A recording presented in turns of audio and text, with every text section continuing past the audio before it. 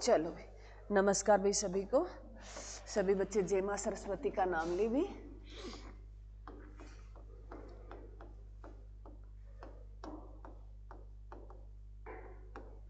और आज शनि महाराज है, जय शनि महाराज का नाम ले भी। तुम मानते हो? मानते तो सारे ही हैं मैडम, आप क्या मानते नहीं हो? मानते हैं भी, डर लगता है। भगवान से तो लगता ही है, इंसान से तो हम डरे ना डरे, भगवान से तो डरते ही हैं। चलो, क्या पढ़ रहे हैं हम? हिस्ट्री। हिस्ट्री में हमारा क्या चल रहा है मेरे बच्चों? मौर्य काल हो गया, मौर्योत्तर काल हमने कल पढ़ लिया था जो है। हाँ जी, मौर्योत्तर काल जो है मेरे बच्चों, इसमें हमने कल पढ़ लिए थे। जो बच्चे नए बैठे हैं वो ध्यान रखें। तो इसमें कौन सा वंश किया था? पहले हमने सुंग वंश किया था, और सुंग वंश के बाद कौन सा वंश किया? कणव वंश किया, और कणव वंश के बाद कौन सा किया? कौन सा किया? सातवाहन वंश। सातवाहन वंश के बाद कौन सा किया?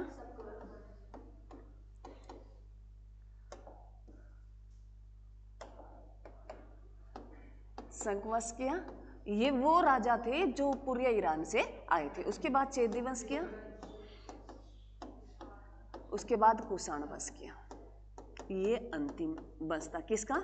मौर्योत्तर काल का। तो एग्जाम में क्वेश्चन तुमसे ऐसे भी पूछ सकता है, मौर्योत्तर काल का पहला वंश कौन सा था? सुंग वंश था, और अंतिम वंश कौन सा था? कुषाण वंश था। क्लियर है? और कुषाण वंश के जो प्रतापी राजा हुए वो कौन हुए? कनिष्क हुए।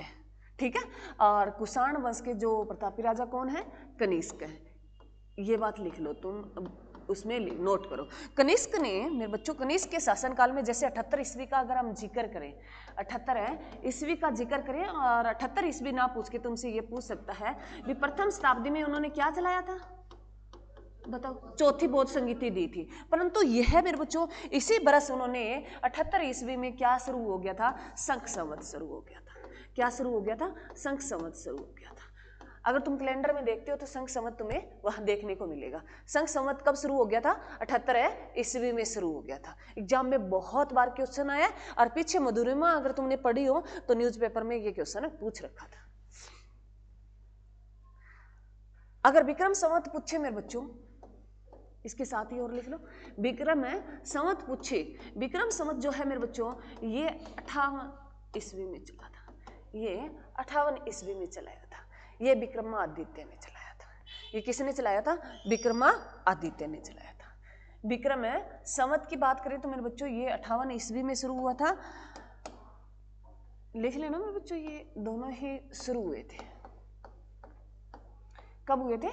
ये 78 ईस्वी में हुआ, और ये 58 ईस्वी में हुआ। इसके बाद मैं लिख ही देती हूँ यहाँ आगे, अब मैं करूंगी भी जिक्र, तब तीनों दोबारा रिपीट कर लेंगे। गुप्त संवत भी आता है, गुप्त है संवत भी आता है। और ये जो गुप्त संवत चलाएगा 320 ईस्वी में, 320 ईस्वी में चलेगा। गुप्त संवत कब चलेगा मेरे बच्चों? 320 ईस्वी में चलेगा। याद रह जाएगा?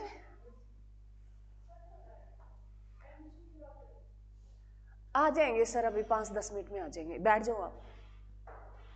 चलो, तो विक्रम ये गुप्त संवत कब चला था मेरे बच्चों? 320 ईस्वी में। ये आगे करेंगे जब मैं पढ़ाऊंगी, अब गुप्त वंश में आएगा तब मैं बताऊंगी इसकी शुरुआत है किसने की थी। क्लियर है? तीनों ये संवत लिख लो ताकि याद रहे इकट्ठे। ठीक है। अब जो पढ़ेंगे मेरे बच्चे, गुप्त वंश पढ़ेंगे। क्या पढ़ेंगे? गुप्त वंश।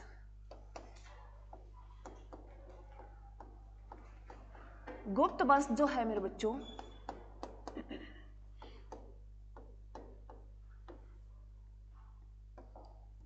गुप्त वंश को स्वर्ण युग कहा गया है। गुप्त वंश को क्या कहा गया है?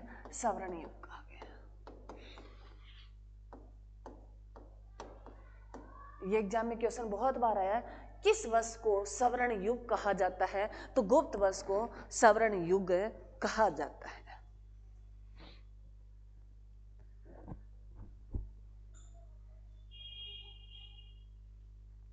और अगर इसके टाइम पीरियड अगर पूछे, ये बस चलेगा आगे, हम सन तो सारे लिखते जाएंगे। ये 4वीं शताब्दी से शुरू हुआ था और जो 6वीं शताब्दी तक ये चलेगा।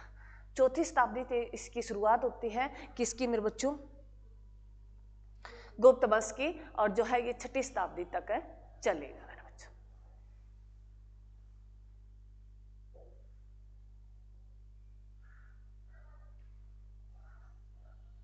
और जैसे कुषाण वंश में एक बात और नोट करना मेरे बच्चों, मैं कल भूल गई थी। कुषाण वंश में जैसे अगर हम बात करें तो इसमें जो गंधार कला को इसमें विकसित हो गई थी, बताओ गंधार कला हमने कहाँ किया भी, गंधार कला विकसित हो गई थी, मान लो चरम सीमाओं पे थी। तो इसके टाइम में दोनों कला उभर के आई, एक तो है गंधार कला और एक मथुरा कला मेरे बच्चों। अगर पूछे कुषाण वंश में शासन काल में जो किसका शासन काल सबसे बेस्ट माना गया है, कनिष्क के शासन काल में अगर बात करें तो गंधार कला मेरे बच्चों, गंधार कला और मथुरा कला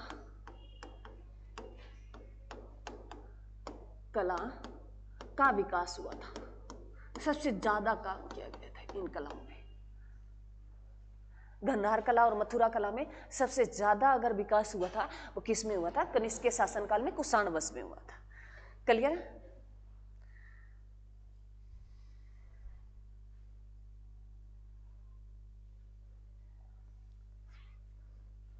चलो इतना नोट कर लिया भाई। चलो अब सुनो मेरे बच्चों, गुप्त वंश के बारे में हम कुछ बातें मैं तुम्हें कॉमन बता देती हूँ, तब तक फिर हम वन लीनियर लिखना है, जल्दी जल्दी लिख लेंगे।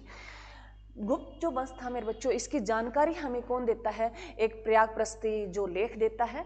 प्रयागप्रस्थी लेख जो हरिसेन का है, जिसमें एरन अभिलेख पढ़ेंगे हम, जूनागढ़ अभिलेख मिलेंगे। कालिदास की जो पुस्तक है, हमें कालिदास की पुस्तक हमने पढ़ी, बताओ कालिदास की कौन कौन सी पुस्तक है? मेघदूत है, एक कौन सी है? हाँ, एक मालविका जो है अग्निमित्र है, मालविका अग्निमित्र है, वो हमें जानकारी देती है। और उसके बाद पहायान भी इनके शासन काल में आया। पहायान की फू की का है जो है वो भी हमें इस गुप्त काल की जानकारी देता है। और पुस्तक जैसे अगर बात करें मेरे बच्चों, हाँ मुद्रा राक्षस की है, उसका जिक्र करें, वो जानकारी देते हैं। तो ये कई पुस्तकें हैं जो मैंने तुम्हें नोट करा दी हैं। इसमें अगर बात करें मेरे बच्चों, पहला जो गुप्त वंश की नींव रखेगा वो श्री गुप्त रखेगा। कौन रखेगा? श्री गुप्त नाम का व्यक्ति है, वो इसका संस्थापक कहलाएगा। लिखना नहीं है, हम नोट करेंगे, मैं लिखाऊंगी तब साथ साथ लिख लेना, पहले सुन लो। श्री गुप्त नाम का जो इसका संस्थापक कहलाएगा, उसके बाद उसका बेटा आएगा। इसमें मेन क्वेश्चन तुम्हें ध्यान किस पे फोकस करना है, इनके जो राजा आएंगे ना वो क्या लेंगे? उपाधियां लेंगे। जैसे वो युद्ध करेंगे या अच्छा काम करेंगे तो वो क्या लेंगे? उपाधियां लेंगे। तुम्हें इनकी उपाधियां बहुत पूछी जाती है भी, उपाधियां जो किसने कौन सी उपाधि ली। हम विक्रमादित्य की बात करेंगे, और इसमें अगर बात करें मेरे बच्चों, जो महाराज धीराज की बात करेंगे, महाराजा की करेंगे, भारत का नेपोलियन किसे कहा जाता है, वो सारे इसी में आ जाएंगे। ठीक है, तो उन पे फोकस तुम्हें ज्यादा करना है, ना कि इनके सन वगैरह। तुम्हें पढ़ाने को मैं सारे लिखाऊंगी, परंतु इतने वो मैटर नहीं रखते। जहां मैं तुम्हें ये कहूँ ना भाई ये इंपॉर्टेंट है, उसको तुम्हें 2-4 बार पढ़ना है, याद रह जाएगा। उसके बाद जो है गुप्त, जो श्री गुप्त था उसका बेटा आता है घटोत्कच आता है मेरे बच्चों। घटोत्कच जो है वो जो उपाधि लेता है, उसकी उपाधि याद रखनी है तुम्हें, महाराजा की उपाधि लेता है। तो कहते हैं भी उन्होंने आगे उससे महाराजा की उपाधि ली, क्योंकि उन्होंने राजाओं के शासन में वो रहे, तो उन्होंने महाराजा की उपाधि ली भी, हम राजाओं से ऊपर है, महाराजा है। तो उसके बाद कहते हैं भी गुप्त वंश का जो वास्तविक संस्थापक था वो चंद्रगुप्त प्रथम था। अगर पूछे गुप्त वंश का वास्तविक संस्थापक कौन कहलाया? चंद्रगुप्त प्रथम कहलाया मेरे बच्चों। क्लियर है? जो चंद्रगुप्त प्रथम जो आएगा, जो कहते हैं मेरे बच्चों लक्ष्मी राजकुमारी से वो ब्याह करेगा, और जो है उन्होंने जो महाराज धीराज की उपाधि ली थी। उन्होंने किसकी उपाधि ली थी? महाराज धीराज की उपाधि ली थी। ये तुम्हें याद रखना है मेरे बच्चों। और ये हमें जानकारी कौन देता है? प्रयागप्रस्थी पुस्तक देती है, जो किसकी है मेरे बच्चों? अरे अभी बताया है, क्या बताया?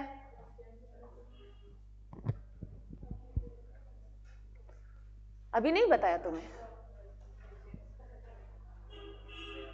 प्रयागप्रस्थी हरिसेन का। अरे अभी तो बोला है मैंने जस्ट ही, इसका मतलब तुम सुनते नहीं हो। मैंने कहा तुम्हें कान सबसे ज्यादा सुनना, उसके बाद ध्यान रखना। किसी पे कहा ना आंखें और ये कान दोनों खुले रखो।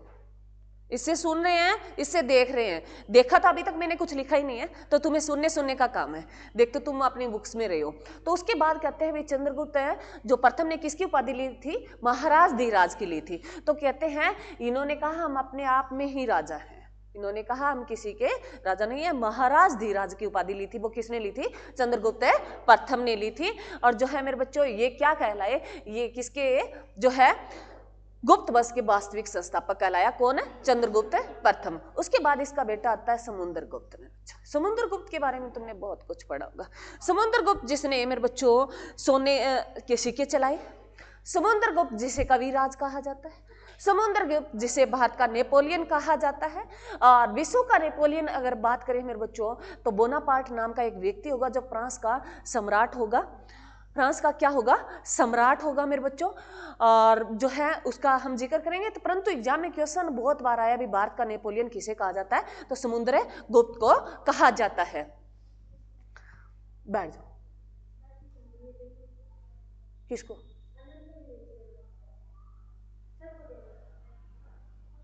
वहां मेज पे रख जाओ। तो मेरे बच्चे जो समुद्रगुप्त जो था वो भारत का क्या कहलाया? नेपोलियन कहलाया। और समुद्रगुप्त जो है मेरे बच्चों ये इसे क्या किसकी उपाधि मिली? कविराज की उपाधि लेगा। और ये बीणा बजाते हुए समुद्रगुप्त को कहा है ये बीणा वादक थे। कैसे, किस यंत्र का प्रयोग करते थे? बीणा किसी ने देखी है? बीणा कैसी होती है? बना अच्छा चलो। तो बीणा तुमने देख ली मेरे बच्चा? नहीं देखी है तो ऐसे जैसे सरस्वती माँ ने बीणा ले रखी है ऐसी बीणा है। और उसी उसकी पिक्चर है वो किस पे देखने को मिली है? सिक्के पे। तो एग्जाम में क्वेश्चन आता है किस गुप्त वंश के जो है उनके सिक्के अपनी पिक्चर से मिले हैं, वो किसके मिले हैं? समुद्रगुप्त के मिले हैं। और उसे बीणा बजाते हुए उस पिक्चर में दिखाया गया है। क्लियर मेरे बच्चों? उसके बाद जो आएगा मेरे बच्चों समुद्रगुप्त के बाद कौन आएगा? रे चंद्रगुप्त द्वितीय आएगा मेरे बच्चों। चंद्रगुप्त द्वितीय आएगा मेरे बच्चों। इसने जो है कहते हैं इसमें एक जो समुद्रगुप्त की बात करें तो इसको इतना बड़ा क्यों अधिकार मिला? एक तो एक दक्षिण भारत में 12 राजाओं को पराजित कर चुका था और जो उत्तर पथ के 9 राजाओं को उन्होंने पराजित किया था। और उसके बाद जो है कौन आता है? चंद्रगुप्त द्वितीय आता है। चंद्रगुप्त द्वितीय इन्होंने भी जो उपाधि ली थी मेरे बच्चों, किसकी ली थी? विक्रमादित्य की ली थी। किसकी ली थी? विक्रमादित्य। परंतु इसे देवगुप्त भी कहा गया है, देवश्री भी कहा गया है।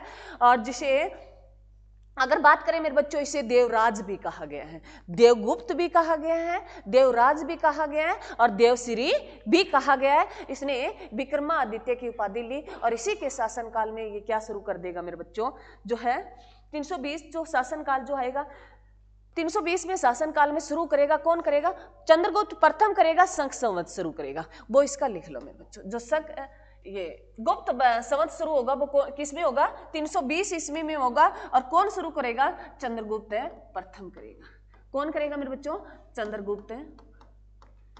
चंद्रगुप्त प्रथम के शासनकाल में शुरू होगा। कौन सा मेरे बच्चों? गुप्त संवत। तो तीनों लिखा दिए मैंने। ध्यान रखना एग्जाम में क्वेश्चन बहुत बार इनसे पूछता है, इंपॉर्टेंट है। शक संवत किसके शासनकाल में? कनिष्क के शासनकाल में। 78 ईस्वी में शक संवत आता है मेरे बच्चों। और विक्रम जो संवत आता है वो 58 ईस्वी में आता है। ये विक्रमादित्य शुरू करते हैं, याद रखना। और जो गुप्त संवत आता है वो 320 ईस्वी में आता है और चंद्रगुप्त प्रथम के शासनकाल में आएगा। क्लियर? तीनों साथ लिख लेना। उसके बाद अगर बात करें मेरे बच्चों हम कहाँ आ रहे थे? चंद्रगुप्त द्वितीय पे आ गए थे। चंद्रगुप्त द्वितीय है मेरे बच्चों। इसके टाइम में एक जो पहायान जो यात्री आएगा, चीनी यात्री पहायान आएगा जो 14 वर्ष तक हमारे भारत में रुकेगा। और इसने जो एक पुस्तक दी थी फू का की, इसने एक पुस्तक दी थी फूका की मेरे बच्चों, जो मैंने लिखा थी और कोई बात नहीं अब लिखने का काम है करेंगे। परंतु चंद्रगुप्त जो है द्वितीय के बारे में बोला जाता है इसने उपाधि इसके 9 रत्न रहे थे जिसमें कालिदास रहा, धनवंतरी रहा, बहरामहीर रहा। और जो है ये सारे हम लिखेंगे मेरे बच्चों। जो ये 2-3 जो फेमस है, कालिदास है, एक धनवंतरी है, ये पूछा गया है, बहरामहीर पूछा गया है, तो ये हम लिख लेंगे। उसके बाद जो है कहते हैं इसने एक स्तंभ की स्थापना की थी, जो मेहरौली स्तंभ की स्थापना की थी वो चंद्रगुप्त द्वितीय ने की थी। मेहरौली स्तंभ जो अगर तुम्हें देखने को मिलेगा मेरे बच्चों दिल्ली में जो है, और कहते हैं एक जो ये स्तंभ बना है वो लोहे का बना है। और ऐसा लोहा जिनको अभी तक एक बार भी जंग नहीं लगा, वो वैसे के वैसे पड़ा है। ये साइंटिस्ट जो है विज्ञान भी नहीं जान पाया भी इसको जंग क्यों नहीं लगा। अभी तक वो उनकी खोज में लगे हुए हैं, परंतु ये जान नहीं पाया अभी इसके जंग है क्यों नहीं लगा। परंतु ये मेहरौली स्तंभ जो है किस वंश के राजा ने स्थापित किया था, तो गुप्त वंश के राजा कौन, चंद्रगुप्त द्वितीय ने स्थापित किया था। क्लियर है। उसके बाद कुमार गुप्त आएगा मेरे बच्चों। कुमार गुप्त के बारे में हम पढ़ेंगे। उन्होंने नालंदा विश्वविद्यालय की स्थापना की थी, और नालंदा विश्वविद्यालय है जो मेरे बच्चों कहाँ पड़ता है, ये बिहार में पड़ता है, राजगढ़ में पड़ता है। ठीक है, ये मेन बातें थी जो हम अब लिखने का काम करेंगे। क्लियर, चलो लिखो मेरे बच्चों। तो गुप्त वंश को कैसा युग माना गया मेरे बच्चों, सवर्ण युग माना गया है। अब लिखो गुप्त वंश के संस्थापक मेरे बच्चों, संस्थापक जो है वो श्रीगुप्त है मेरे बच्चों, श्रीगुप्त है। श्रीगुप्त का जो टाइम पीरियड अगर तुमसे पूछें तो इसका टाइम पीरियड रहा 240 ईस्वी से 280 ईस्वी तक रहा। इसका टाइम पीरियड अगर पूछे तो 240। वो मैंने तुम्हें क्यों लिखा भाई, चौथी शताब्दी से ये छठी शताब्दी तक, ये तो तीसरी शताब्दी की बात कर रहा है ना। अरे कर रहा है ये नहीं कर रहा, तुम्हारे माइंड में क्वेश्चन आता है। मेरे बच्चों तुम ये नहीं है जो टीचर लिखा रहा है उसको बात को ध्यान से देखा करो। मैंने तुम्हें ऊपर लिखा दिया भाई ये जो है गुप्त वंश जो है 14वीं से 6ठी शताब्दी तक क्या कहलाया था, सवर्ण युग कहलाया था। परंतु ये राजा तो पहले आ गए थे, ये तो नामात्र के राजा रहे थे। उन्होंने अपने वंश को जो उभर के आएगा वो किसके शासनकाल में आएगा, चंद्रगुप्त प्रथम के आएगा, तब चौथी शताब्दी शुरू हो जाएगी। क्लियर मेरे बच्चों, चलो आगे लिखो। इसके बाद जो है दूसरा जो राजा आता है मेरे बच्चों गुप्त वंश का, सेकंड जो राजा आएगा, सेकंड अगर बात करें, सेकंड जो राजा आएगा वो कौन आएगा, घटोत्कच आएगा, घटोत्कच आएगा। ये घटोत्कच जो है मेरे बच्चों इसका शासन काल है जो है किसका, ये अरे किसका, गुप्त वंश का है। ये 280 से इसका शासन काल शुरू होगा मेरे बच्चों, और 320 ईस्वी तक इसका शासन काल रहेगा। इस घटोत्कच ने जो उपाधि ली थी, तुम्हें सिर्फ उपाधि याद रखनी है, इसके बारे में और बातें याद नहीं रखनी, सिर्फ उपाधि। इन्होंने उपाधि जो ली थी वो किसकी ली थी, महाराजा की ली थी। किसकी ली थी, महाराजा की उपाधि ली थी। ये एग्जाम में पूछा जाता है, क्योंकि आगे हम चंद्रगुप्त प्रथम का जिक्र करेंगे, वहां उन्होंने उपाधि ली महाराजा धीराज की ली थी।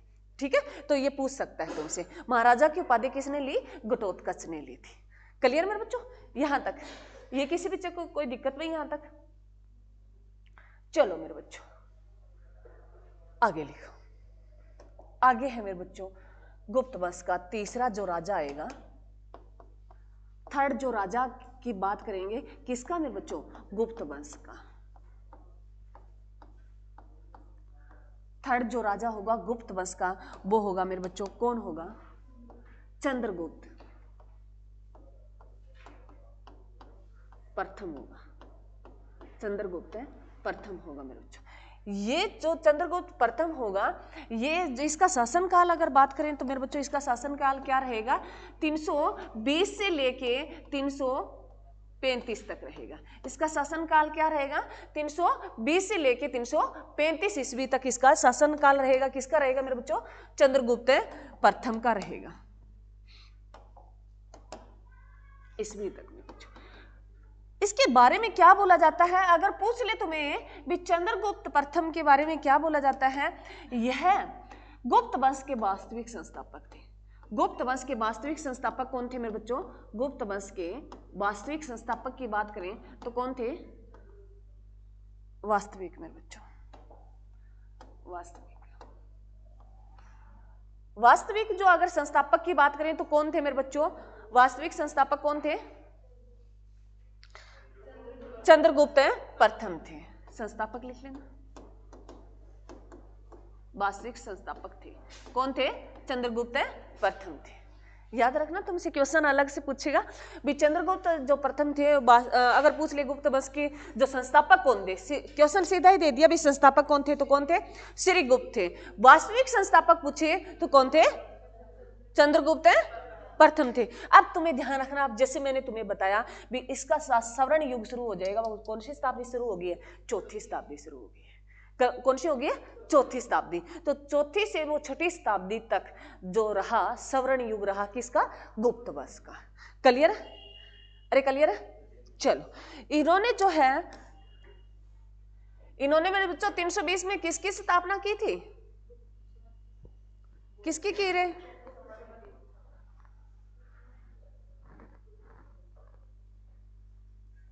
किसकी की? गुप्त संवत की स्थापना की। वो किसने की? किसके शासनकाल में? चंद्रगुप्त प्रथम के शासनकाल में। कब हुई? 320 में हुई। इसने मेरे बच्चों कहते हैं भी चंद्रगुप्त प्रथम ने लक्ष्मी राजा की राजकुमारी कुमार देवी के साथ शादी की थी। कुमार देवी के साथ शादी की थी।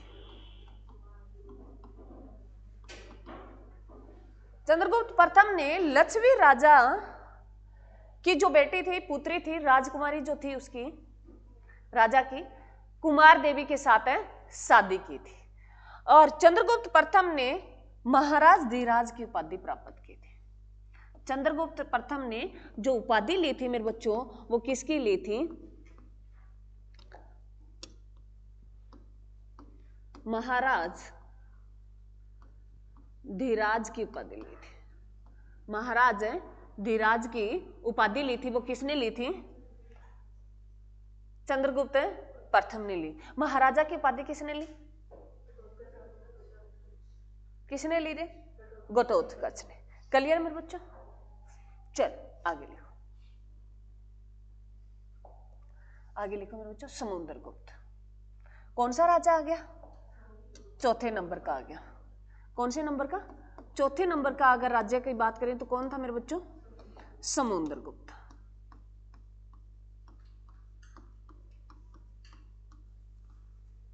चौथा अगर राज्य की बात करें तो कौन था? समुद्रगुप्त था। समुद्रगुप्त जो मेरे बच्चों 335 से 375 ईस्वी तक इसका शासनकाल रहेगा।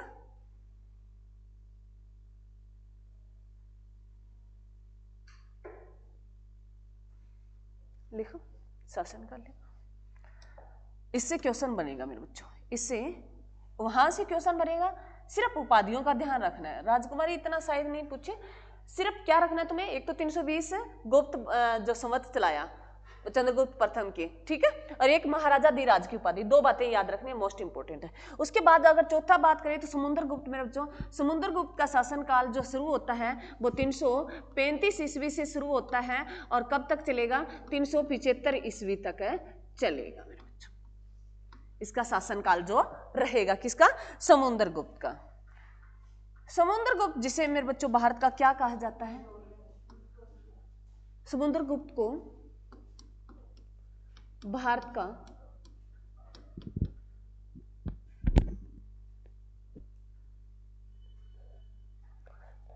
का नेपोलियन कहा जाता है। भारत का नेपोलियन कहा जाता है।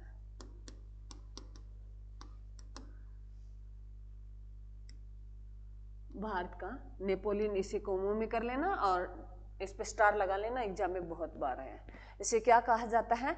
भारत का नेपोलियन कहा जाता है। और ये कहने वाले व्यक्ति कौन थे? ये इतिहासकार स्मिथ रहे।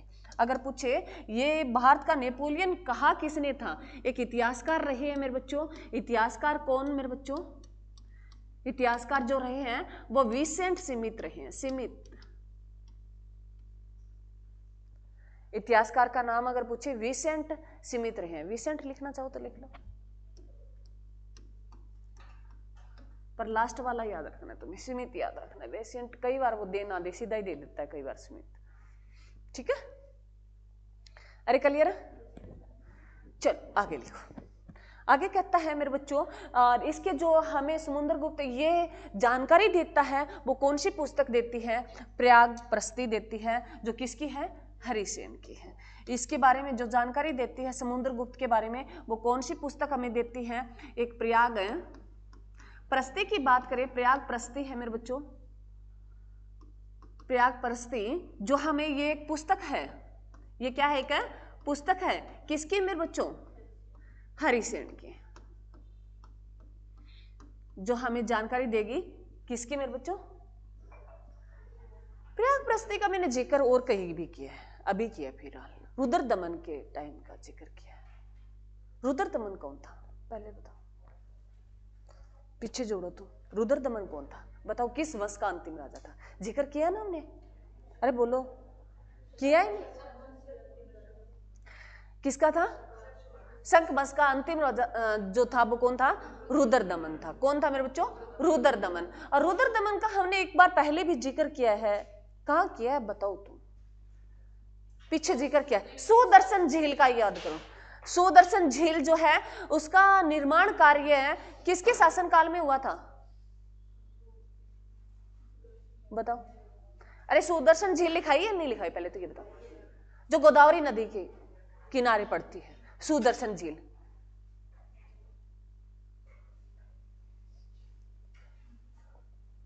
तुम पढ़ते नहीं हो मेरे बच्चों, मैंने तुम्हें कहा हिस्ट्री जब तुम्हें याद होगी, जब तुम पीछे वाला जोड़ के पढ़ोगे। ये मेरा है, मैं तुम्हें पीछे वाला बता देती हूँ मेरे बच्चों, तुम याद करो। तुम नहीं याद करते जब तक तुम पीछे नहीं। हाँ, मौर्य साम्राज्य हाल ही की बात है मेरे बच्चों, ज्यादा टाइम ही नहीं हुआ है। किसने करवाया था? हाँ, रुद्रदमन ने पुनर्निर्माण करवाया। परंतु सुदर्शन झील का जो है निर्माण कब हुआ था? मौर्य साम्राज्य में। किस राजा के शासनकाल में? किसके? चंद्रगुप्त मौर्य के राज्यपाल था पुष्यगुप्त। कौन था? पुष्यगुप्त था। याद करो, मैं दोबारा रिपीट कर रही हूं, जिस बच्चों को नहीं समझ में आया तो वो सुन ले। तुम पीछे सारा लिख नहीं सकते मेरे बच्चों, जो जितना तुम्हारा, अब तुम, मैं तो ये कहती हूँ वर्तमान में तुम पढ़ रहे हो तो वर्तमान की बातें नोट करो, पीछे वाला अपने आप आ जाएगा। देखो, एक सुदर्शन झील है मेरे बच्चों, वो कहाँ है? गोदावरी नदी के किनारे पे निर्माण करवाया। हम मौर्य वंश पढ़ रहे थे तब मैंने तुम्हें लिखाया था, तब मैंने तुम्हें क्या लिखाया था? ये बताया था भी सुदर्शन झील का निर्माण कराया वो चंद्रगुप्त मौर्य के जो एक राज्यपाल थे, जो कौन थे? पुष्यगुप्त थे। उन्होंने सुदर्शन झील का निर्माण करवाया। वही मैंने तुम्हें लिखा दिया था भी उसका जीर्णोद्धार करवाया, उसका दोबारा निर्माण करवाया, मरम्मत वगैरह करवाई। वो किसने करवाई? रुद्रदमन ने करवाई। वो किसने करवाई? रुद्रदमन ने। और रुद्रदमन कौन है? किस वंश का राजा है? अंतिम शंख वंश का अंतिम है राजा है मेरे बच्चों। और रुद्रदमन जो है इसके बारे में हमें जानकारी कौन सी पुस्तक देती है? प्रयागप्रस्ती देती है। रुद्रदमन के बारे में हमें जानकारी कौन सी पुस्तक देती है? प्रयागप्रस्ती देती है। यही प्रयागप्रस्ती हमें समुद्रगुप्त के बारे में भी जानकारी देती है। और प्रयागप्रस्ती किसकी पुस्तक है मेरे बच्चों? हरिसेन की है। और इसमें हम एरण अभिलेख जो है आगे जिक्र करेंगे इनका। एरण अभिलेख है मेरे बच्चों, एरण अभिलेख भी हमें रुद्रदमन की जानकारी देता है। ये आगे बहुत बार रिपीट होगा और ये एग्जाम में भी पूछा गया है, ठीक है? तुम्हें ध्यान रखना है। क्लियर है मेरे बच्चों? कहते हैं भी समुद्रगुप्त ने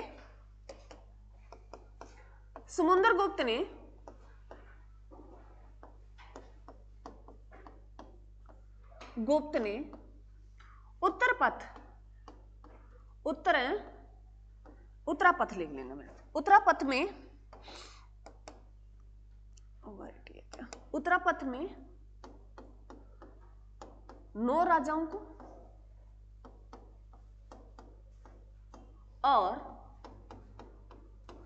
दक्षिण भारत में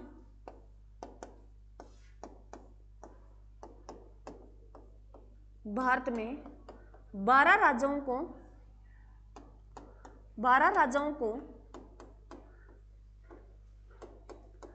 पराजित किया था।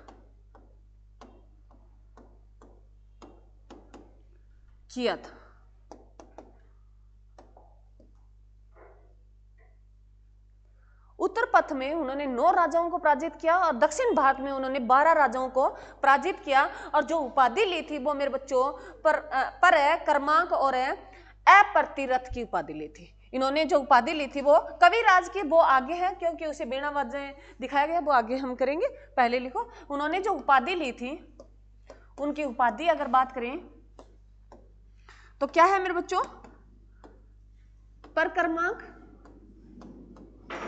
और 2 उपाधियां हैं मेरे बच्चों, एक उसकी अप्रतिरथ है, अप्रतिरथ की उपाधि उन्होंने ली थी। 2 उपाधियां हैं उसकी, याद रखना, पर क्रमांक और अप्रतिरथ की उपाधि ली थी। किसने ली थी? समुद्रगुप्त ने। उन्होंने उत्तर पथ के 9 राजाओं को पराजित किया और दक्षिण भारत के 12 राजाओं को पराजित किया था।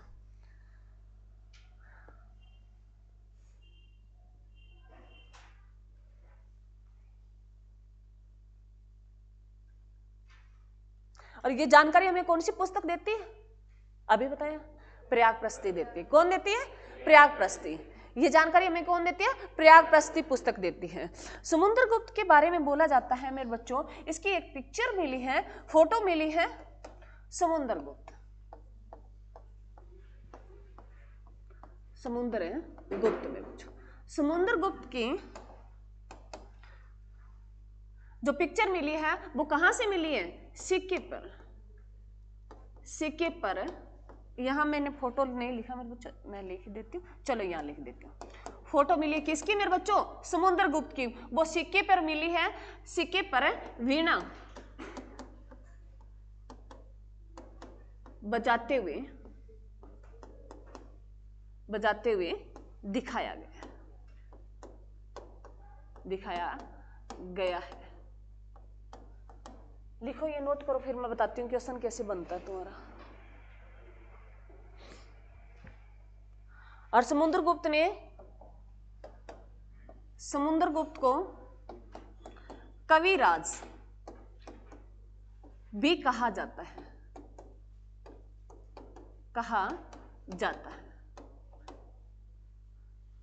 लिखो।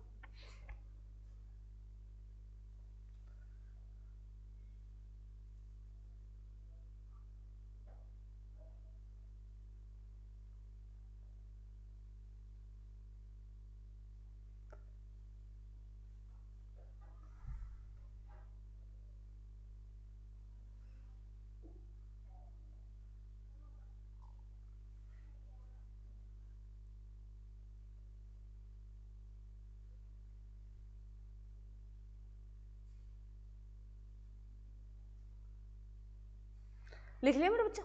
अब सुनो क्वेश्चन क्या कैसे आता है। अभी तक हमने, मैं सारे रिपीट कर देती हूँ, जो बच्चे बैठे हैं कोई बात नहीं, वो नोट कर लेना पीछे क्लास देखिए, परंतु अब सुन लो। गुप्त वंश के संस्थापक मेरे बच्चों श्री गुप्त आते हैं। सीधा पूछ लिया, अभी संस्थापक कौन आते हैं? श्री गुप्त आते हैं। श्री गुप्त के बाद दूसरा जो राजा आता है वो कौन आता है? घटोत्कच आता है। कौन आता है? घटोत्कच आता है। घटोत्कच के बारे में तुम्हें क्या याद रखना है? उसने एक उपाधि ली थी महाराजा की। घटोत्कच को कैसी उपाधि मिली? महाराजा की। तुमसे कैसे क्वेश्चन आएगा? गुप्त वंश के राजा लिख देगा मेरे बच्चों, घटोत्कच लिख दिया, चंद्रगुप्त लिख देगा, समुद्रगुप्त लिख देगा, आगे चंद्रगुप्त द्वितीय लिख देगा, एक साइड उनकी उपाधियां लिख देगा। फिर तुमसे यह पूछ लेगा उनमें उपाधि उन्होंने सही दे रखी है, या पूछ लेगा उनमें से कौन सी गलत है, या पूछ लेगा इनका मिलान करो, किस राजा ने कौन सी उपाधि ली थी। ऐसे क्वेश्चन है तुमसे पूछे जाएंगे, 100% पूछे जाएंगे। और ये जब मैं आगे जाऊंगी तो तुमसे पीछे पूछूंगी, वे बताओ रे उसने किसकी उपाधि ली थी। तो तुम्हें याद रखनी, उपाधियां इंपॉर्टेंट है इसमें। दूसरी बात जो है मेरे बच्चों, वास्तविक संस्थापक अगर पूछे गुप्त वंश का तो कौन था? चंद्रगुप्त प्रथम था। चंद्रगुप्त मौर्य, और याद रखना मेरे बच्चों, तुम्हें मैं यही, चंद्रगुप्त मौर्य था, वो मौर्य वंश का राजा था, और चंद्रगुप्त प्रथम था, वो कौन था? गुप्त वंश का राजा था। प्रथम लग गया तो वो किसका हो गया? चंद्रगुप्त, गुप्त वंश का हो गया। और चंद्रगुप्त मौर्य सीधा आ गया मेरे बच्चों, वो कौन आ गया? मौर्य साम्राज्य। ठीक है, उसके पीछे भी चंद्रगुप्त लगाया और इसके पीछे भी चंद्रगुप्त लगाया। यहां प्रथम आ गया, वहां मौर्य आ गया। ठीक है, कई बार मौर्य ना देता, चंद्रगुप्त दे देता, प्रथम दे रखा है, प्रथम जरूर देगा वो। ठीक है, तो गुप्त वंश का राजा जो है वो चंद्रगुप्त प्रथम है। चंद्रगुप्त प्रथम मेरे बच्चों, इसने दो जो है, एक तो उन्होंने महाराजा धीराज की उपाधि ली है। किसके लिए? महाराज धीराज की उपाधि ली है। और दूसरा इसने क्या कराया है मेरे बच्चों, जो है एक कौन सा संवत चलाया है? गुप्त संवत चलाया। वो कब चलाया है? 320 में। और संघ संवत किसने चलाया? कनिष्क ने चलाया है। संघ संवत किसने चलाया? कनिष्क ने। और कौन सी ईस्वी में? 78 ईस्वी में। और 320 में कौन सा संवत शुरू हुआ है? गुप्त संवत। और विक्रम संवत 58 ईस्वी में। ठीक है, अरे क्लियर? उसके बाद जो है इसने लक्ष्मी राजकुमारी इससे शादी की, वो कोई नहीं पूछेगा, वो तो क्या पता, कोई भी मतलब हिस्ट्री बनाने के लिए पढ़ना पड़ता है। उसके बाद जो बेटा आता है, कौन आता है? समुद्रगुप्त आता है। और समुद्रगुप्त जो मेरे बच्चों हम पढ़ रहे हैं, समुद्रगुप्त जो है इसको भारत का नेपोलियन कहा जाता है। इसको क्या कहा जाता है? भारत का नेपोलियन कहा जाता है। ये भारत का नेपोलियन इसको किसने कहा, किस इतिहासकार ने कहा? तो सिमित नाम का, बेसेंट सिमित नाम का एक व्यक्ति था जिसने भारत का नेपोलियन किसे कहा है? समुद्रगुप्त को कहा है। और समुद्रगुप्त जो है मेरे बच्चों, इसकी जो जानकारी हमें देती है वो प्रयागप्रस्थी पुस्तक देती है। हरिसेन हमें बताती है कि समुद्रगुप्त ने उत्तरापथ में 9 राजाओं को पराजित किया और दक्षिण भारत में उन्होंने 12 राजाओं को पराजित किया था मेरे बच्चों। और उसने 2 उपाधियां ली है, एक है पर क्रमांक की उपाधि ली है और एक है अप्रतिरथ की उपाधि ली है। क्लियर है मेरे बच्चों। और जैसे इसे समुद्रगुप्त को और क्या कहा जाता है, इसे कविराज भी कहा जाता है, क्योंकि इसे वीणा बजाते हुए दिखाया गया है। ये कहते हैं भी कविता वगैरह भी लिखा करता था। तो वीणा से क्या क्वेश्चन आता है, ये एग्जाम में तुमसे पूछ लिया गया जाएगा भी किस वंश का राजा वीणा बजाते हुए एक जो है सिक्का मिला है, तो किस वंश का है, गुप्त वंश का है। और वीणा बजाते हुए गुप्त वंश का कौन सा राजा है जो वीणा का प्रिय माना, जो वीणा वादक था। भी जरूरी नहीं है वो फोटो के लिए ले रखी हो वीणा, हम कह नहीं सकते ना, सिक्के मिले, हम तो आइडिया दे रहे हैं ना भी वो वीणा शौकीन था या बजाता था, क्या पता उन्होंने फोटो के लिए भी, वो पिक्चर के लिए ही उन्होंने वीणा हाथ में ली हो, वो हम कह नहीं सकते। तो जो है समुद्रगुप्त किसका पीरियड था, वीणा का पीरियड था। क्लियर है। क्वेश्चन कैसे ही तुमसे पूछ सकता है। और इसे क्या कहा जाता है मेरे बच्चों, कविराज कहा जाता है। नेपोलियन की जगह तुम क्वेश्चन अब नोट और कर लो, जहां कहां लिखा मैंने नेपोलियन वाला, अच्छा ये लिखा है। अगर तुमसे पूछ ले विश्व का नेपोलियन किसे कहा जाता है, तो लिखो मेरे बच्चों, इसे जगह नोट कर लो। विश्व का नेपोलियन अगर पूछे, नेपोलियन पूछे तो मेरे बिस्को किसको, बोनापार्ट को, बोनापार्ट को कहा जाता है। और ये फ्रांस का शासक था, किसका था, फ्रांस का शासक था, फ्रांस का शासक था। विश्व का नेपोलियन अगर पूछे, फ्रांस का शासक था। लिखो,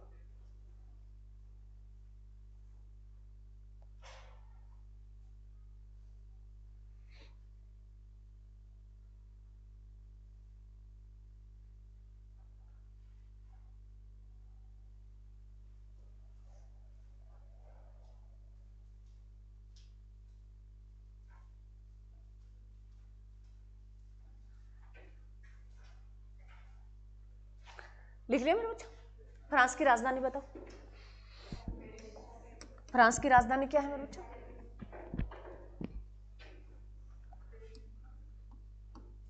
पेरिस। फ्रांस की राजधानी क्या है, पेरिस मेरे बच्चों। हरियाणा का पेरिस किसको बोला जाता है, करनाल को। हरियाणा का पेरिस किसे कहा जाता है, करनाल को। ठीक है। और 2025 के 24 के ओलंपिक कहाँ हुए थे, 2024 के ओलंपिक कहाँ हुए थे मेरे बच्चों, पेरिस में। 2024 के पैरा ओलंपिक भी कहाँ हुए थे, पेरिस में। फ्रांस की राजधानी पेरिस में, याद रखना। सिंपल क्वेश्चन भी पूछ सकता है। 2024 के जो ओलंपिक और पैरा ओलंपिक दोनों जानते हो ना, ओलंपिक जो है जो खेलते हैं भी और पैरा ओलंपिक खेलते हैं वही हैं, परंतु वो दिव्यांग होते हैं। वो लोग कौन होते हैं, दिव्यांग, जिनके में कोई बॉडी पार्ट मतलब कमजोर हो ना हो, वो लोग जो खिलाड़ी खेलते हैं उनको पैरा ओलंपिक बोलते हैं, और ओलंपिक जो है साधारण जो खिलाड़ी होता है उसको। ठीक है, याद रखना। 2024 के कहाँ हुए थे, पेरिस में हुए थे। और 2020 के कहाँ हुए थे, टोक्यो में हुए थे। 2020 के कहाँ हुए थे, टोक्यो में हुए थे, याद रखना मेरे बच्चों। ठीक है। और जो है मेरे बच्चों एक क्वेश्चन बहुत प्यारा है, पेरिस से और क्या क्वेश्चन बनता है, तुम बताओ रे। एक बनता,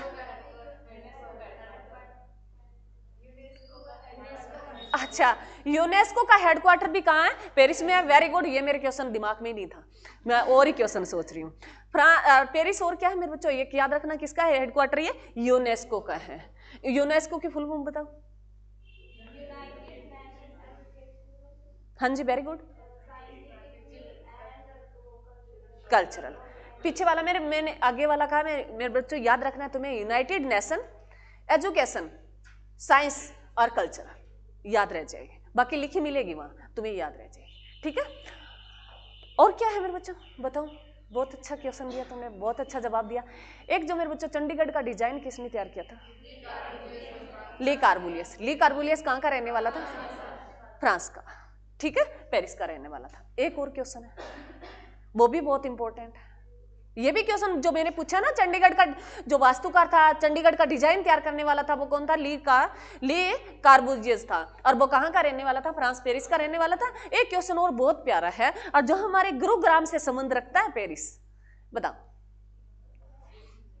गुरुग्राम से हरियाणा से संबंध रखता है, बताओ क्या था। फ्रांस की सहायता से हमारे जो है यहाँ अंतरराष्ट्रीय जो सौर संस्थान जो लगा है गुरुग्राम में, सबसे बड़ा हाँ, सौर ऊर्जा जो लगी है वो गुरुग्राम में स्थापित की गई, वो इसी देश की सहायता से लगी है, फ्रांस देश की सहायता से। याद रखना, मोस्ट इंपॉर्टेंट है जो है सौर ऊर्जा से संबंधित जो है हमारे यहाँ गुरुग्राम में जो एजेंसी स्थापित की गई है, जो संगठन स्थापित है, वो किस देश की सहायता से है? वो फ्रांस देश की सहायता से। क्लियर है? तो कितने क्वेश्चन हो गए तुम्हारे? 4 क्वेश्चन हो गए। एक यूनेस्को का हेडक्वार्टर है, एक 2024 का ओलंपिक हुआ, पैरा ओलंपिक हुआ, एक पेरिस जो है इसे फ्रांस की राजधानी है, दूसरा यूनेस्को की राजधानी है, और एक जो है हेडक्वार्टर है यूनेस्को का। ठीक है, और चौथा क्वेश्चन क्या हो गया? अभी जो बताया है तुम्हें, अंतरराष्ट्रीय जो सौर ऊर्जा वाला जो है हमारे गुरुग्राम में स्थापित किया गया, वो किस देश की सहायता से? फ्रांस देश की सहायता से। क्लियर है मेरे बच्चों? ऐसे याद रखा करो। ठीक है मेरे बच्चों? तो हमें भी इन्होंने समुद्रगुप्त की जानकारी दी है, वो किस पुस्तक ने दी है? प्रयागप्रस्ती ने दी है। और प्रयागप्रस्ती ने क्या कहा है भी? इन्होंने उत्तर पथ में 9 राजाओं को हराया था और दक्षिण भारत में 12 राजाओं को पराजित किया था, और कविराज की उसे कविराज भी कहा जाता है। आगे नेक्स्ट लिखो मेरे बच्चों, चंद्रगुप्त द्वितीय। एक और कर लेते हैं। कौन सा राजा आ गया? ये कौन से नंबर का आ गया? 5वें नंबर का राजा आ गया मेरे बच्चों, चंद्रगुप्त द्वितीय। चंद्रगुप्त द्वितीय सन कब से शुरू हो रहा है मेरे बच्चों? कब तक रहा समुद्रगुप्त? 75 तक रहा क्या? ये 75 से 415 तक रहेगा। 375 से मेरे बच्चों ये 415 ईस्वी तक रहेगा। इसका शासन काल रहेगा वो 375 ईस्वी से 415 ईस्वी तक रहेगा मेरे बच्चों। और चंद्रगुप्त जो मेरे बच्चों अगर बात करें, चंद्रगुप्त द्वितीय, इन्होंने कहा है भी इसके टाइम में इन्होंने शकों को पराजित करके, शकों को, जो शक है जो राजा होते थे वो ज्यादा आक्रमण करते थे, तो इस चंद्रगुप्त द्वितीय ने शकों को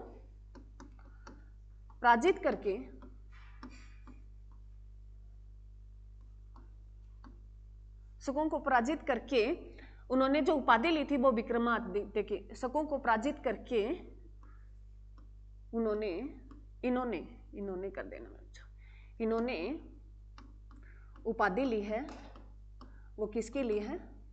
विक्रमादित्य के लिए। किसके लिए मेरे बच्चों? विक्रमादित्य के।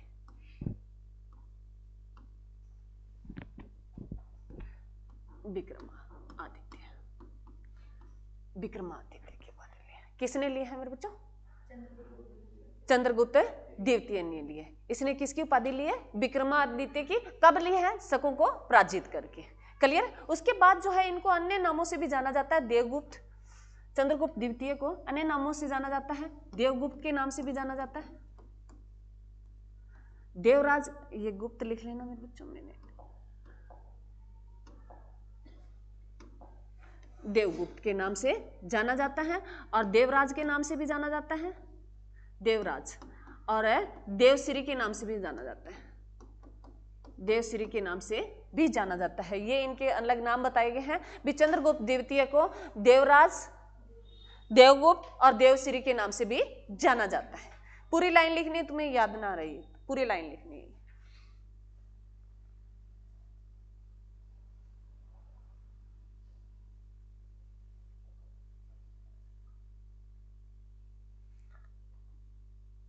लिख लिया मेरे बच्चों?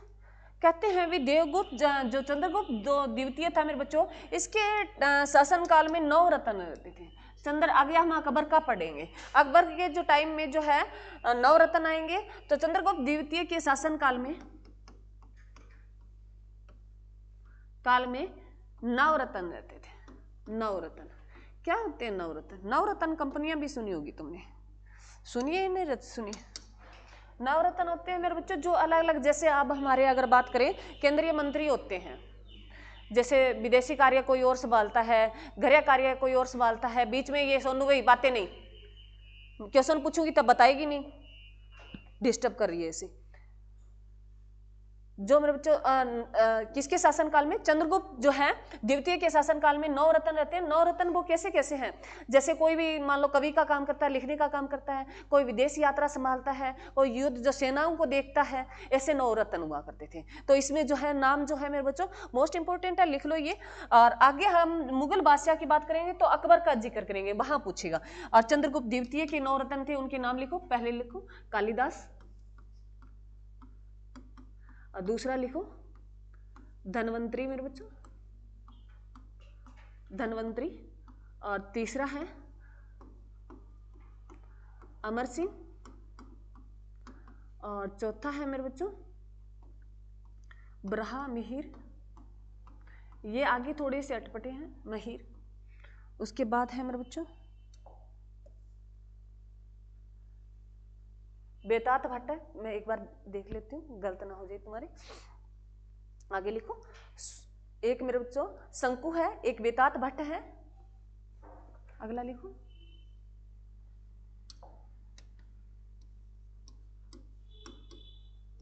शंकु है मेरे बच्चों, अगला है बेतात भट्ट है, बेतात भट्ट। और आगे लिखो शंकु है, बेतात भट्ट है। उसके बाद है घट करपर है और सरप जो है महरुचि है, महरुचि है एक। आगे लिखो, मैं लिख देती हूँ। करपर है, नाम थोड़े से अटपटे हैं इनके। एक भयरुचि है, भयरुचि है। एक और रह गया, कितने 8 हो गए क्या? 8 हो गए। चलो एक और रह गया मेरे बच्चों, एक है अक्षय पणक है। ये थोड़े से तुम्हें याद रखना है, इसके 3 ही ऊपर वाले याद रखने हैं।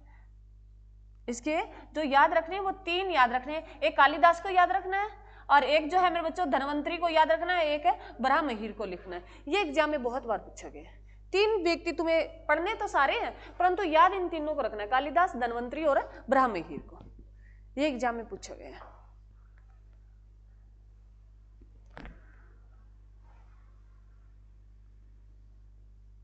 लिख लिया मेरे बच्चों? इसके बारे में लिख।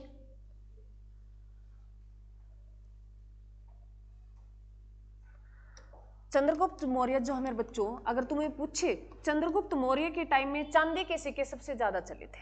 चंद्रगुप्त मौर्य नहीं, द्वितीय मेरे बच्चों, चंद्रगुप्त द्वितीय के शासनकाल में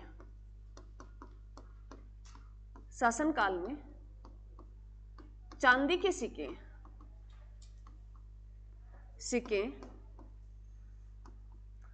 सबसे ज्यादा चलन में रहे,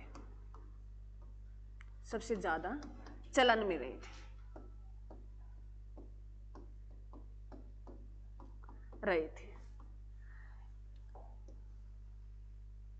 चंद्रगुप्त द्वितीय के शासनकाल में ही एक जो चीनी यात्री आया था मेरे बच्चों, इसके शासनकाल में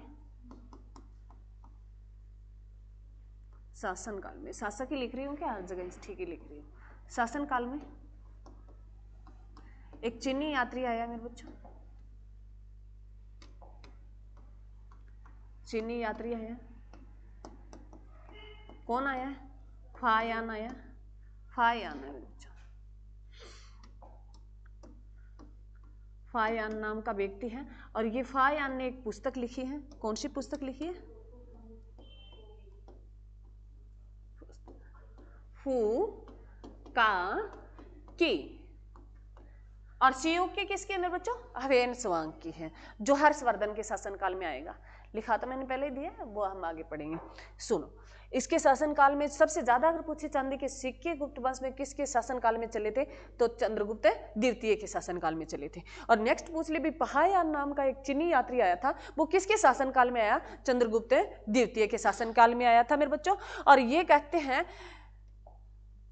14 बरस तक रहा भारत में। ये कितने बरस रहा था भारत में? ये पहायान यात्री जो है ये 14 बरस तक रहा। और ये जो कब से लेके कब तक रहा? 399 से ये 1414 तक रहा था। 14 बरस तक रहा था, ऐसा बोला गया है। ईस्वी पूछे तो इस ईस्वी के आसपास ये आया था।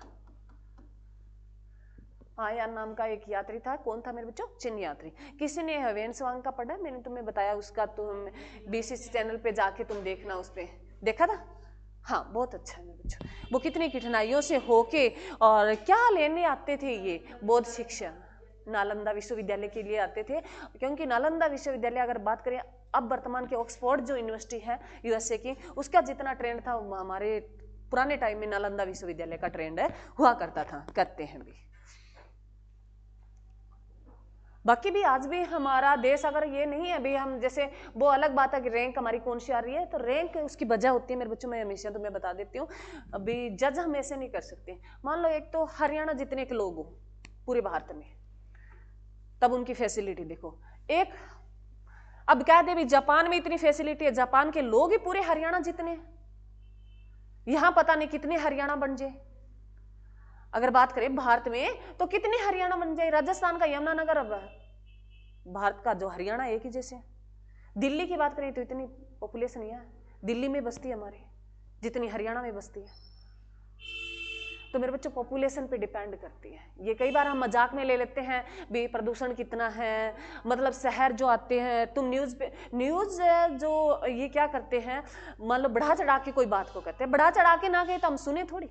जैसे अगर तुम टीचर का बात करो यूट्यूब पे जाना, बस धमाका, इससे आगे कुछ नहीं जाएगी, फाइनल लिस्ट, मतलब इतना वो देते हैं तो हम मजबूर हो जाते हैं उसको एक बार तो देख ही ले, है ना, मन करता है एक बार काश देख लेते हैं। फिर जितने हम अपने नंबर, मन में थिंकिंग तो बना ही रखिए, जितने हमारे नंबर है उसके आसपास जाती है तो हम उसको कह देते हैं ये सही है, सही कह रहा है ये, और जो थोड़ा सा बकवास कर गया, थोड़ा सा ऊपर बता गया और हमारे नंबर नहीं बन रहे, ये बकवास कर रहा है, क्योंकि ये हमारी थिंकिंग है, बन गई है। एक्सेप्ट करो मेरे बच्चों, जो जिनके मैं हमेशा कहती हूँ भी सच्चाई से ना भागो, सच्चाई से नहीं भागना चाहिए, जो है वो सामने है तुम्हारे। मैंने कहा भी जिसके 55-60 बन रहे हैं पुलिस में नाम आराम से आ जाएगा, और जिनके भाई 50 क्वालिफाई है तो वो ज्यादा टाइम वेस्ट ना करे, ग्रुप डी में अपना फोकस है कर लेंगे, चाहे उसका पुलिस में भी नहीं आएगा। जिसका 50 मतलब अभी बने हैं तो वो आगे सोचो मेरे बच्चों।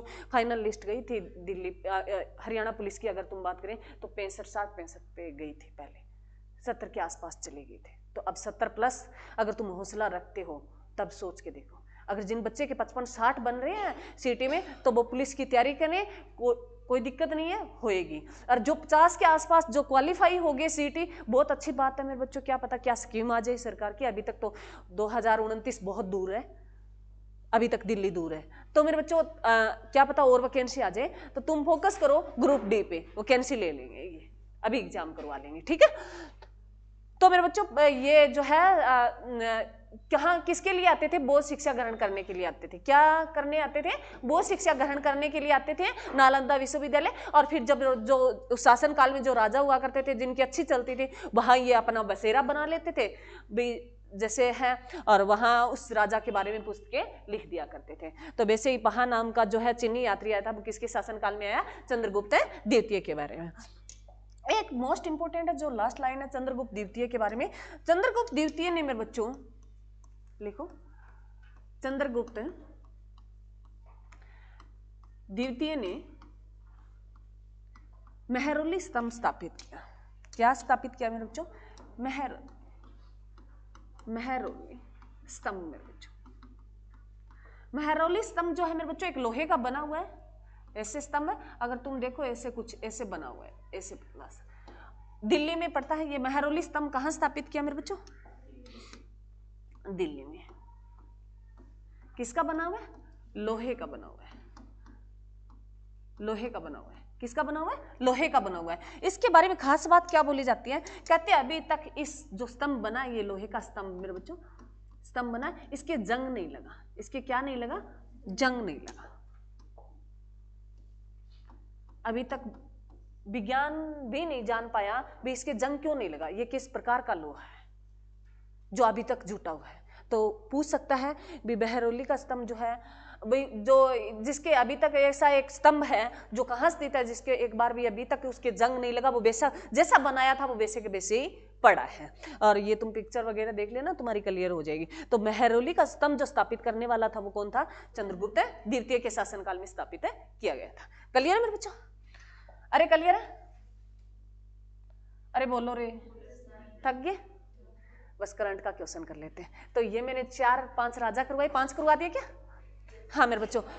गुप्त वंश का पहला श्रीगुप्त, दूसरा घटोत्कच जो महाराजा की उपाधि लेता है, फिर चंद्रगुप्त प्रथम जो किसकी उपाधि लेता है, महाराजा धीराज की लेता है, फिर समुद्रगुप्त जिसे कविराज भी बोलते हैं मेरे बच्चों, और पराक्रमांक भी बोलते हैं, और अप्रतिरथ भी बोलते हैं, जिन्होंने उपाधियां ली थी। उसके बाद अगर बात करें, और जिसे भारत का नेपोलियन भी कहा जाता है, समुद्रगुप्त को। और जो पांचवा राजा आया मेरे बच्चों चंद्रगुप्त है। द्वितीय आया है जिसे विक्रमादित्य की उपाधि ली, जो शकों को पराजित करके ली थी। इन्होंने मेहरौली का स्तंभ बनाया, और इसमें इस चंद्रगुप्त द्वितीय के शासनकाल में जो चीनी यात्री आया था वो कौन था? पहायान था। पहायान ने कौन सी पुस्तक लिखी? फूकाक की। ठीक है, क्लियर? बस ये 4-5 बातें हैं, तुम याद रखना। ये तो इतनी लंबी, मैं जो 1 घंटे ऐसे ही बोल गई, बातें तो 5 आती थी। ठीक है, जो है लिखो, नोट करो मेरे बच्चों, हमें बहुत कुछ नोट करना है, लिखो कुछ। मैं ना मेरे बच्चों जो है तुम्हारी आज जो हम करंट के करेंगे वो उसमें वो करेंगे जो मतलब जैसे G20 की बैठक कहाँ हुई, और G20 की जो 25 वाली करेंगे और 26 वाली कहाँ होगी, और जैसे बिम्स्टेक की कहाँ हुई, ब्रिक्स की कहाँ हुई, तो ये बैठ के करेंगे। मैं लिखती जा रही हूँ, जिन बच्चों को हो वो बताते जाइए मेरे को। ठीक है, पहले सुन लो, ध्यान से सुनना भी जरूरी है। ब्रिक्स मेरे बच्चों संगठन है, G20, G7,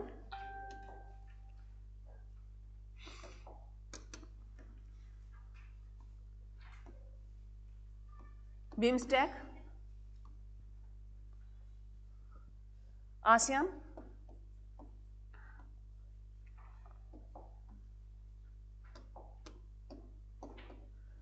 ASEAN, BRICS, G20, G7, BIMSTEC, ASEAN, कोप।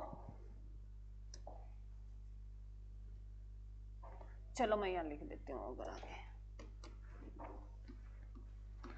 कोप 29 और 30 दोनों का जिक्र करेंगे। उसके बाद है मेरे बच्चों, हाँ, ASEAN लिख लिया सभी ने? ये अब लिख लो, सभी लिख लो, ये लिख लिया। और मेरे बच्चों तुम मेरे साथ साथ चलोगे ना तो तुम्हें करंट में लास्ट तक तुम्हें ऐसा लगेगा हमने करंट भी पढ़ लिया साथ साथ, मेन बातें। ठीक है, ब्रिक्स मेरे बच्चों क्या है, सुन लो, सुनने पे फोकस करना। अभी बी से बनता भारत, आर से बनता, बी से बनता ब्राजील मेरे बच्चों, और आर से बनता रूस, आई से बनता इंडिया, सी से बनता चाइना, और एस से बनता साउथ अफ्रीका। ठीक है, ब्राजील, रूस, भारत, चीन और साउथ अफ्रीका, कितने देश हो गए? 5। अब इसमें मेरे बच्चों कितने हैं? 10 देश शामिल है, 10 देश शामिल है। 11 था मेरे बच्चों, वो अर्जेंटीना बाहर हो गया था। इसमें 11 देश, सुनो ये भी है, 11 देश शामिल हुए थे, परंतु एक देश इससे बाहर हो गया, अर्जेंटीना। ठीक है, ये मैं बताऊंगी। अब सुनो मेरे बच्चों, इसमें कितने देश है वर्तमान में? 10। लिखो, इसमें अगर वर्तमान की बात करें मेरे बच्चों, वर्तमान में इसमें कितने देश शामिल है?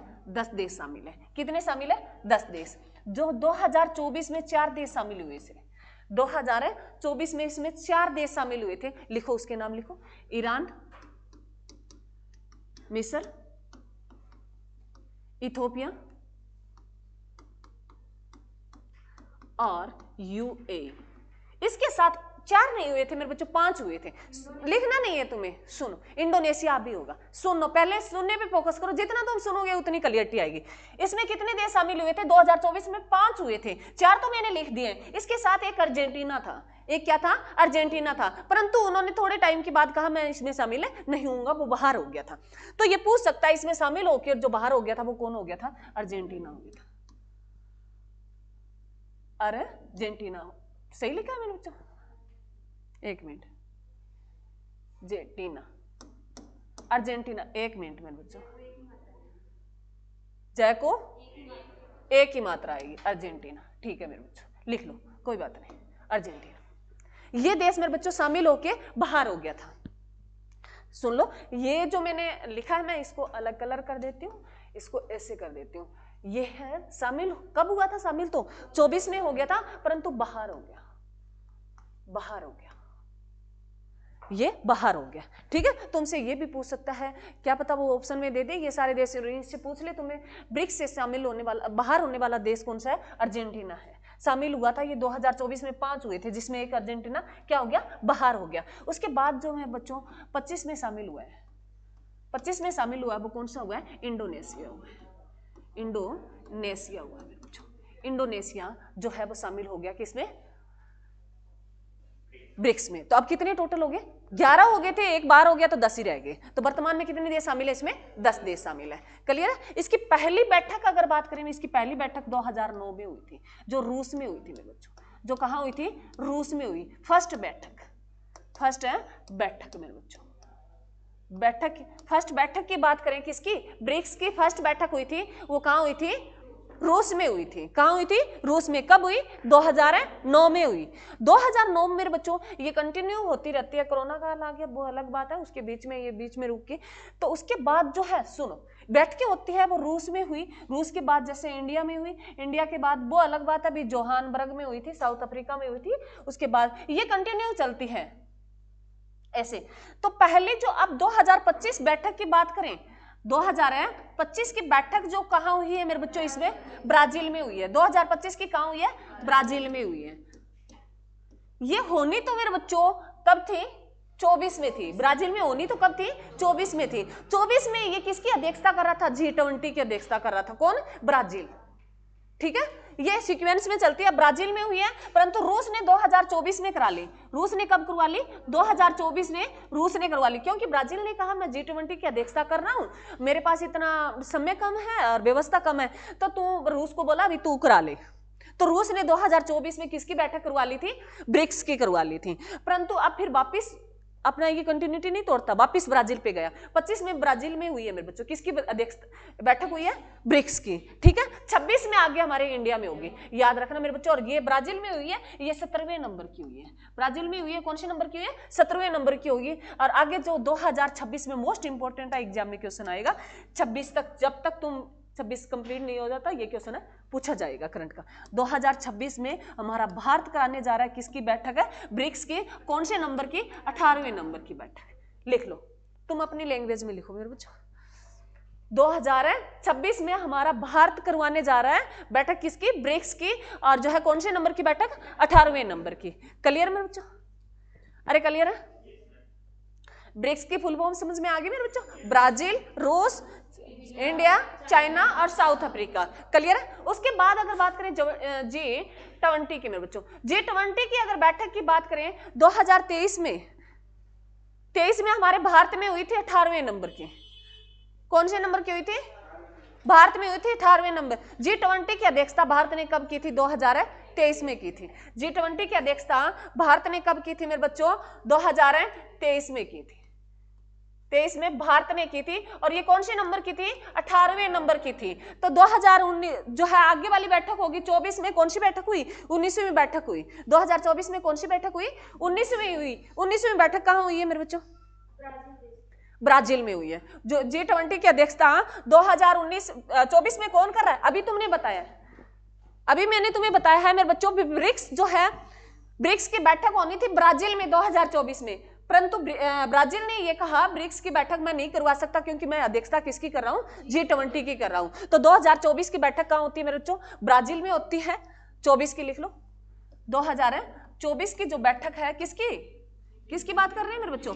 G20 की बात कर रहे हैं। कहां हुई है? 24 में ब्राजील में हुई है। और 25 की मेरे बच्चों, 25 की जो बैठक हुई है मेरे बच्चों G20 की, वो दक्षिण अफ्रीका में, साउथ अफ्रीका लिख लो, साउथ अफ्रीका लिख लो, दक्षिण अफ्रीका में बच्चों जोहानबर्ग में हुई है। इसका कंप्लीट लिखना, मैं लिख ही रही हूं, लिखो मेरे साथ ही लिखो। जिस बच्चे को समझ में ना आए वो कोई बात नहीं, दोबारा पूछ लेना मेरे बच्चों। इसकी जो बैठक हुई है वो जोहानबर्ग में हुई है, जोहानबर्ग में। सुनो, अब सुनो क्या खास बात हुई है। ट्रंप भी छाया हुआ है, तुम्हें सभी को पता है। ट्रंप अपनी मनमानी कर रहा है, अपनी पावर दिखा रहा है, क्योंकि यूएसए क्या एक पावरफुल कंट्री है। क्या है?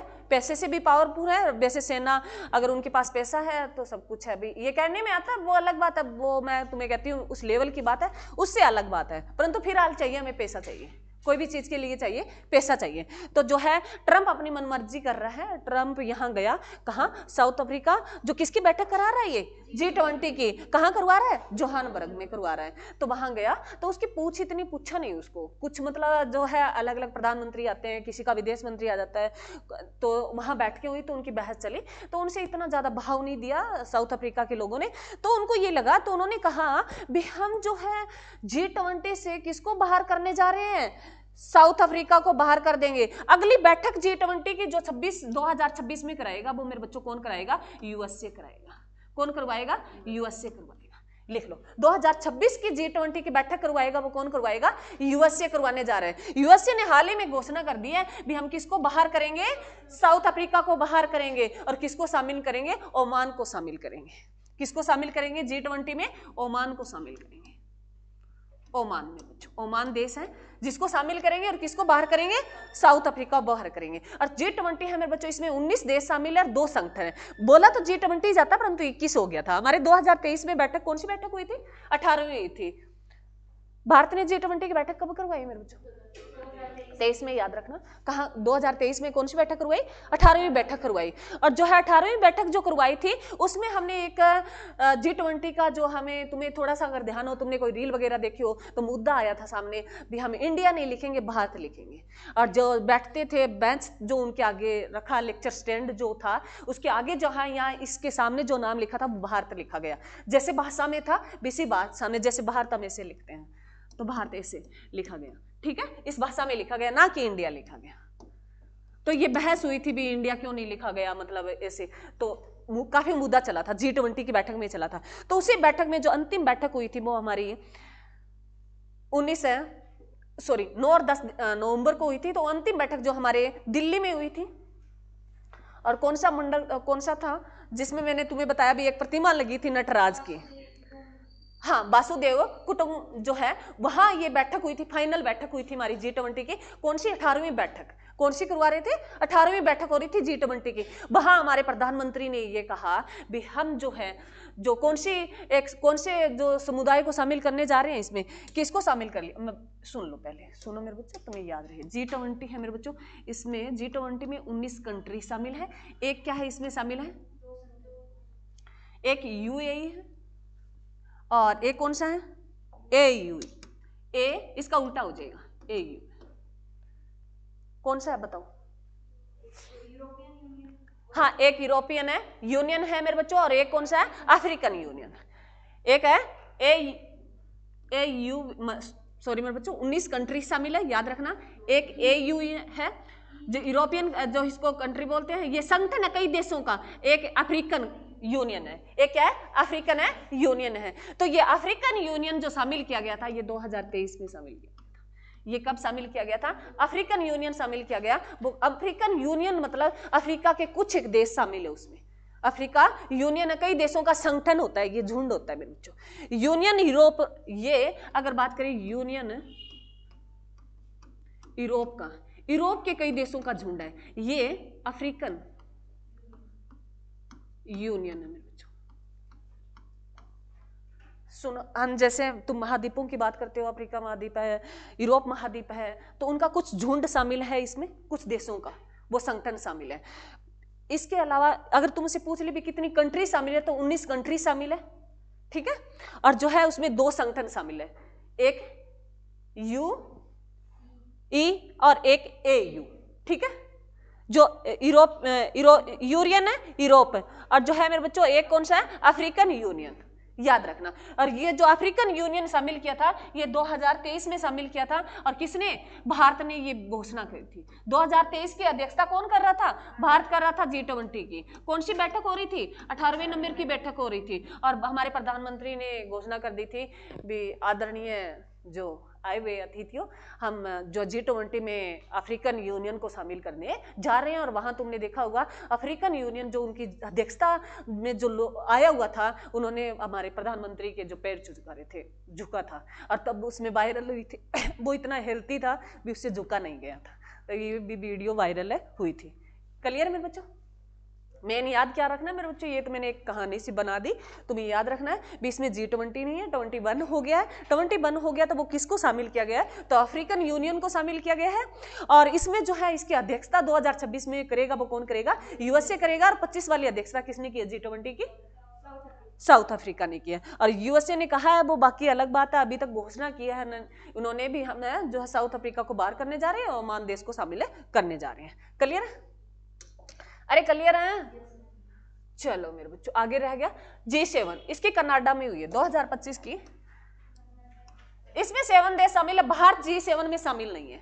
भारत ब्रिक्स में शामिल है, G20 में शामिल है, परंतु G7 का भारत है पार्ट है नहीं है। परंतु 2025 की बैठक पूछे G7 की कहां हुई है मेरे बच्चों, कनाडा में हुई है, कनाडा में हुई है। क्लियर है मेरे बच्चों, अरे क्लियर है। और बिम्स्टेक मेरे बच्चों, बिम्स्टेक की बैठक 2025 की, बिम्स्टेक की बैठक थाईलैंड में हुई है। किस में हुई है, थाईलैंड में हुई है। बिम्स्टेक 2025 की बैठक जो हुई है वो किस में हुई है मेरे बच्चों, थाईलैंड में हुई है। थाईलैंड को क्या कहा जाता है रे, सफेद हाथियों का देश कहा जाता है। थाईलैंड को क्या कहा जाता है, सफेद हाथियों का देश कहा जाता है। और भी कुछ है इसके बारे में, चलो आगे। जो मेरे बच्चों बिम्स्टेक का भारत पार्ट है मेरे बच्चों, एशियन इसका पार्ट नहीं है, एशियन का पार्ट है, भारत नहीं है। एक G7 का नहीं है, याद रखना मेरे बच्चों, याद लिख लो, तुम क्वेश्चन पूछ सकता है एग्जाम में, क्वेश्चन आ सकता है G7 का भारत है हिस्सा है या नहीं है, तो नहीं है, G7 में शामिल नहीं है। एक आसियान में शामिल नहीं है मेरे बच्चों, एशियन, इसको एशियन भी बोलते हैं, कई जगह तुम्हें आसियान भी लिखा मिलेगा, ऐसा मिलेगा, आसियान लिखा मिलेगा। इसमें भारत है हिस्सा नहीं है, भारत इसका हिस्सा नहीं है, भारत हिस्सा इसका नहीं है मेरे बच्चों। इसकी 2025 की जो बैठक हुई है मेरे बच्चों, वो मलेशिया में हुई है। 2025 में आसियान की जो बैठक हुई है 2025 की, वो कहां हुई है, मलेशिया में हुई है, मलेशिया में हुई है। किस में हुई है, मलेशिया में हुई है। एक और रह गया मेरे बच्चों संगठन, एक कौन सा रह गया, एससीओ रह गया। एससीओ जो मेरे बच्चों 2024 की बैठक कहां हुई है, ये बताओ रे, ये तो तुम्हें बताया हुआ है, क्या है इसका नाम, फुल फॉर्म बताओ इसके पहले तो।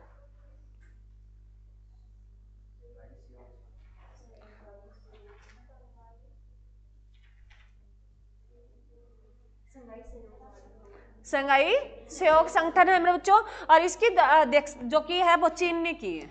2024 की बैठक किसने कराई है, चीन ने। अरे मैंने क्या बोल दिया, 24 बोल दिया क्या, ठीक है 25 लिखा, अभी 24 बोल दिया, कोई बात नहीं, गलती होगी मेरे से। इसकी जो बैठक करवाई है 2025 की, वो किसने करवाई है, चीन ने। चीन का कौन सा, अगर पूछे मेरे बच्चों, लियात है नीज, हमें कोई बात नहीं, मैं प्रॉपर मैंने लिख रखा है, कोई बड़ी बात नहीं है। लियानजीन है मेरे बच्चों, लियानजीन है, याद रखना, ये लियानजीन है, लियानजीन, लियानजीन में हुई है, भी कहां हुई है, चीन में हुई है।